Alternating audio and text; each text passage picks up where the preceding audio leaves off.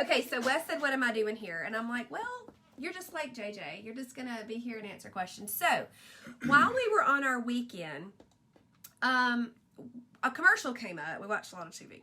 There was nothing else to do. And so we were watching this commercial, and it was like what was it? Like a joint? It was something like rheumatoid arthritis. Yeah. Okay, and now you go. Tell them what you said. Well, I just told Amy I was thankful where she's come in just being healthy. I know she's probably shared many a times, but she's dealt with just about everything under the sun as far as joint pain, fatigue, just all kinds of stuff. And so it's been a very long journey for you to get where you are. And I guess for you ladies watching, just don't get discouraged and don't give up in your journey, because it took her a long time to get where she is. And there was a lot of pieces to the puzzle that got her to where she is now. And she just had to listen to her body and try new things, and just the Lord has blessed her in figuring all those things out, and just gotten her to a good place now where she actually feels good. She doesn't hurt all the time. I mean, she was on a cancer drug at one time because of joint pain and chest pain. So she's come a long way, and I'm just thankful, that you're just feeling healthy. So Sarah and Bud said, perfect words for tonight. Don't give up. How encouraging. Thank you, Sarah. So yeah, I was on methotrexate right after Katie was born. I think I nursed her for about 9 months. She's 12 now. And I had such severe, it was intercostal pain, also pleurisy. They weren't really sure, kind of went back and forth. When I was pregnant with Lily, they thought that I had, what was it? Sarcoid. Lymphoma. Lymphoma and sarcoid. They weren't sure which one. So anyway, when I finished nursing Katie, I had to go on this methotrexate to suppress my immune system because, I don't really remember much. Like, I didn't do anything. I laid on the couch all day. Like, I did nothing, right? You did everything. Yeah. Bless. And Katie was a baby, Lily was 2, Bella was 4. He worked all day. I was a stay-at-home mom, did nothing. I couldn't. It was bad. I was not who y'all know. Was I? No. No. I was a sad girl. Y'all remember the bangs picture? I don't know if y'all saw that. The picture of me with my bangs. That was sad girl. So I've come a long way. I still can become sad girl, but he'll be like, "Oh no, you're not doing that." Snap out. Not snap out of it. Oh mercy. Okay, so what about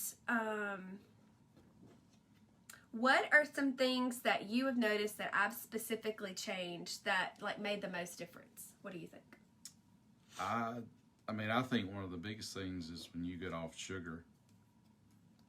When you got off sugar, of course, just when you finally, because you played around with THM for a while, and when you finally, it just like it clicked one day, and when you finally started staying on plan, and you just listened to your body, and you figured out the things that triggered certain things, or that, caused this issue or caused that issue, and you eliminated those things, and then you finally just got on a routine.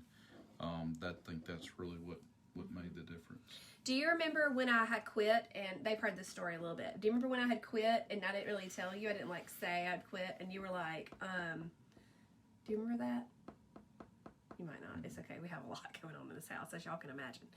But I did, and then I was like, you brought it to my attention, and I was like, yeah, I guess I should. But I was so overwhelmed with trying to do all the things, and that's when I started thinking about just changing. We normally would eat, tacos, spaghetti, chicken. So how do you make that simple? Which I've taught y'all this 6 weeks or whatever. Just simplifying it. I can go on trips and vacation with. It takes prep time, but I don't have to reinvent the wheel every time. I Right. take this, and this, and that's what I take. And I think you could even do that. Like if I said I need you to pack all my food, I think you could figure out for the most part. Now I overpack. I always have. Like I didn't touch clothes and food. Clothes and food. I need options. Okay. When I flew to New York, that was very difficult because I'm used to packing a camper or just loading down my expedition because we're going to a place that has plenty of room for all my things. That was really hard. But anyway, we digress. Okay. What else was I going to ask you? I was trying to think. I should have wrote it down. The whole comment thing threw me off, like not being able to see y'all's comments. I got to get that fixed. Well, if you expected me to carry as much weight as JJ does. Yes, he's Eeyore and JJ is JJ. But me and her, we could talk all day. They are a lot alike, though, y'all. It's very, very weird. But she's very chatty, and he's definitely not. Unless he starts preaching, which you can't. Would you like? No, do you have any that's words? okay. Got a word? I'm surprised Buzz isn't asking or saying anything. Okay, is there anything else you would like to tell them? And then I guess I'll dismiss you if you would like.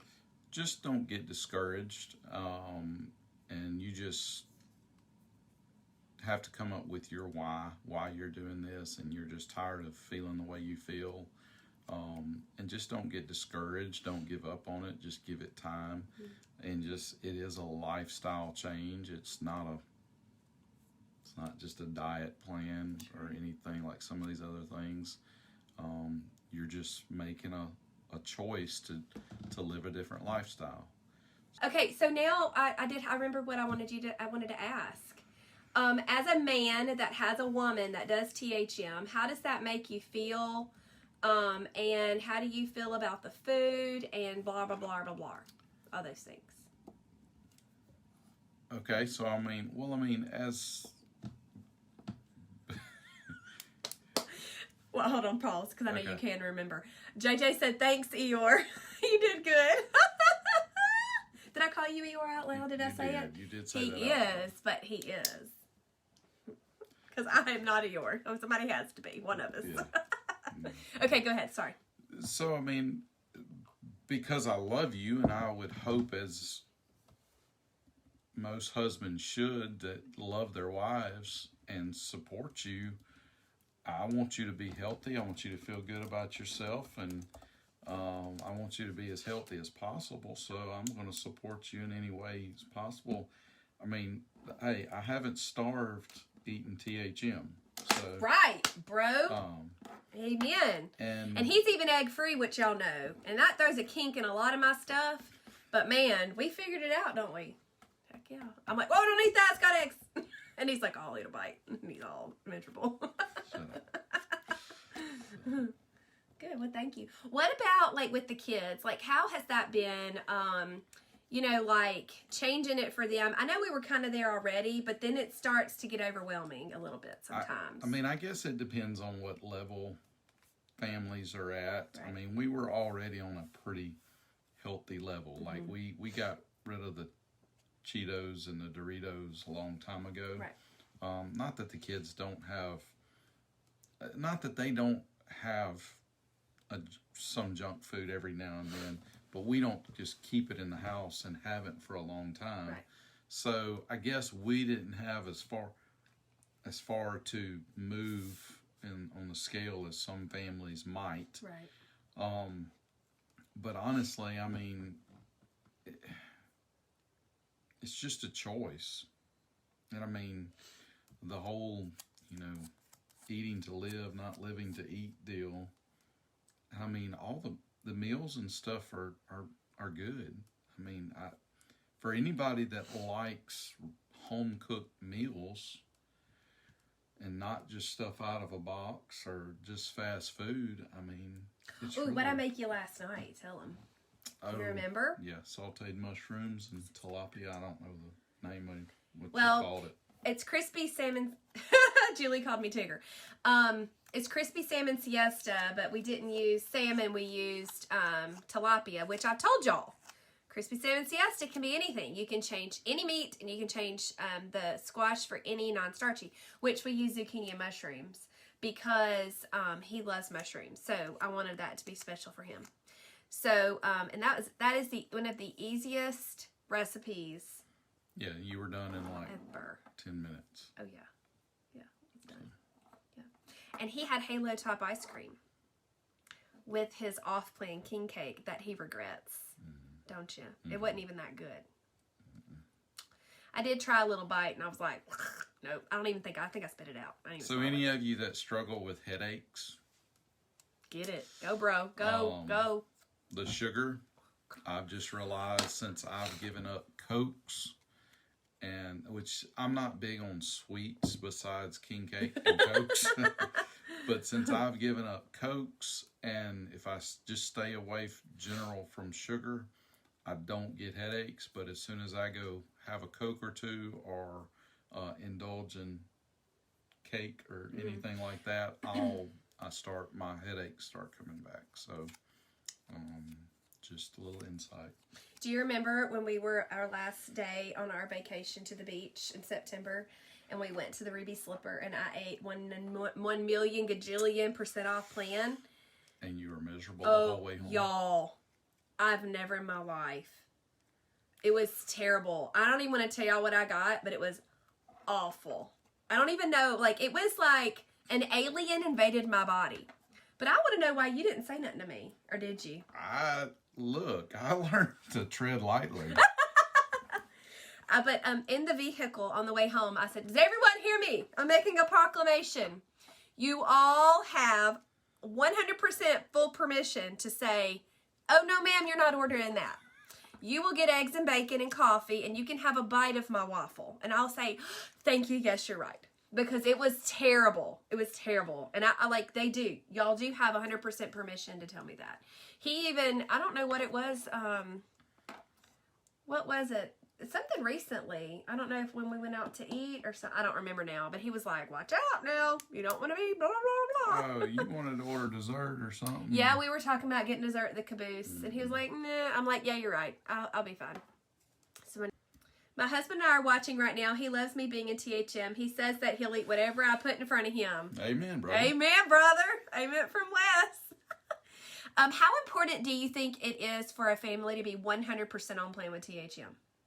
I don't think the family has to be 100%. Good answer. I agree. So they should take the pressure off themselves to think that's a real thing. That's not real. That's not a real thing. It's not. Thank you. I love that.